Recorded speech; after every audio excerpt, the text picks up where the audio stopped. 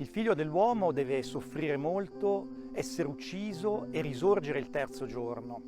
Gesù possiamo dire che è all'apice della sua carriera ed è proprio in questo momento che inizia ad annunciare la sua passione, morte e risurrezione, quasi instradando, educando, formando a poco i suoi discepoli a questo destino che lo attendeva.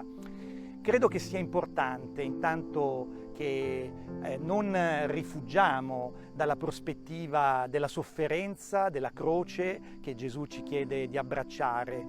Non facciamo della nostra fede una fede amuleto, la fede che risolve ogni nostro bisogno e ci tira fuori dai guai, quasi un Dio genio della lampada chiamare il quale basta la sfregatina e lui esaudisce tutte le nostre richieste. La via che ci propone Gesù è una via anche crucis, in cui non siamo chiamati come Pietro a dare la rispostina perfetta da catechismo della Chiesa Cattolica, ma siamo chiamati veramente a seguire l'uomo della croce, colui che ben conosce il patire, come dice il profeta Isaia, come uno davanti al quale ci si copre la faccia, tanto è il suo aspetto sfigurato. Siamo chiamati però, attenzione, a non fare della croce la meta finale. La croce è solo un passaggio. Gesù dice il terzo giorno risorgere.